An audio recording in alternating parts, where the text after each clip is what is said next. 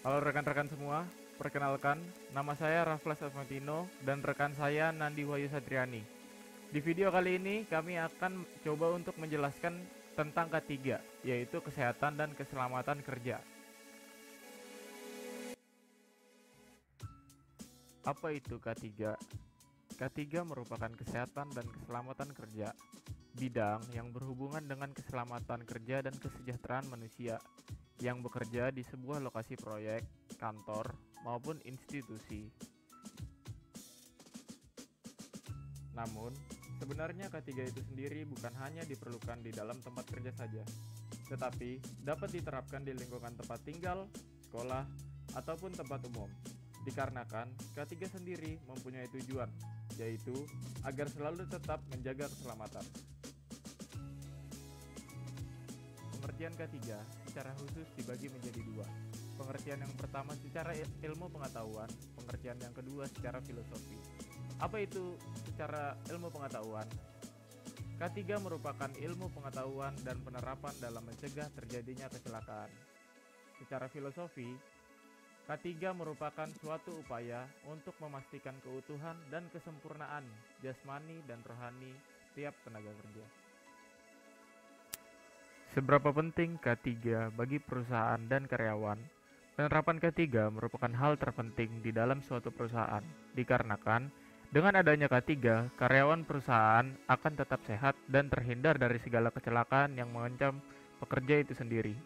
Dengan penerapan K3 itu sendiri, maka perusahaan tidak akan mendapatkan kerugian dengan melindungi pekerjanya dan juga fasilitas bekerja dari kecelakaan kerja maupun penyakit akibat kerja yang bisa mengakibatkan kerugian pada perusahaan.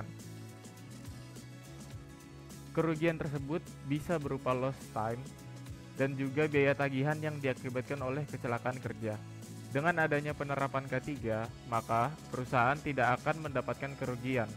Malahan, perusahaan itu sendiri akan mendapatkan citra positif di mata masyarakat, keluarga pekerja, dan juga negara. Nah, di Indonesia itu ada peraturan khusus yang menangani tentang K3. Nah, peraturan-peraturan apa aja sih yang mengatur tentang K3? Nah, peraturan itu terdiri dari 5 peraturan.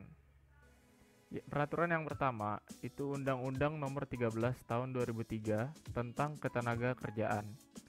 Peraturan yang kedua, Undang-Undang Nomor 1 Tahun 1970 tentang Keselamatan Kerja.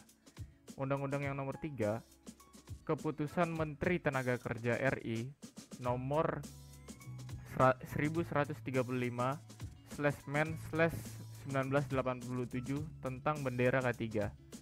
Keempat, Keputusan Menteri Tenaga Kerja RI nomor 245/Men/1990 tentang Hari K3 Nasional.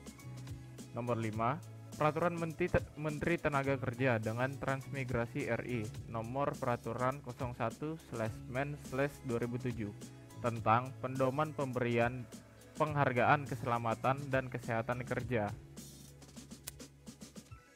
Bagaimana jika suatu perusahaan itu tidak menjalankan hukum tentang K3?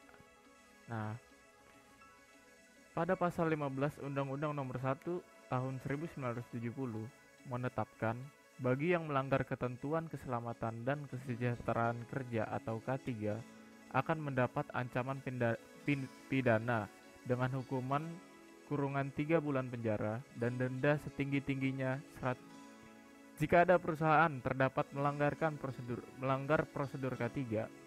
Para pekerja disarankan untuk melaporkan pihak perusahaan ke lembaga WLKP atau wajib lapor ketenagakerjaan perusahaan agar perusahaan tersebut dikenakan sanksi. Bagaimana kita jika seorang calon teknisi bandar udara maupun calon teknisi navigasi udara harus tetap melaksanakan kegiatan K3 di tempat kerja kita? Sebagai contoh, jika kita sebagai teknisi navigasi udara diminta untuk melakukan cek peralatan di luar lingkungan bandara seperti alat-alat navigasi D4, NDB, dan lain sebagainya. Ada kemungkinan jika kita memasuki ruangan alat D4 ataupun NDB, itu terdapat binatang-binatang yang tidak diinginkan.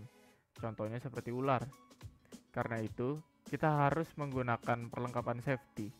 Contohnya, menggunakan sepatu boot safety ketika melakukan maintenance maupun monitoring alat di luar daerah. Pengalaman ini saya dapat dari dosen saya yang bernama Mas Johan Wahyudi. Berikut merupakan contoh video orang yang tidak melaksanakan K3. Dari video tersebut, kita dapat mengambil keputusan bahwa orang yang jatuh dari tangga itu dikarenakan kehilangan keseimbangan. Seharusnya ada seorang lagi yang menjaga keseimbangan tangga tersebut dengan cara memeganginya ketika ada seorang yang sedang naik. Ini merupakan masalah yang kecil tetapi beresiko yang sangat besar. Terima kasih telah menonton video ini. Saya harap video ini dapat bermanfaat bagi kita semua dan juga untuk rekan-rekan yang melakukan pekerjaan-pekerjaan berat dan membutuhkan safety yang sangat hati-hati. Oleh karena itu, berhati-hatilah dalam bekerja. Terima kasih.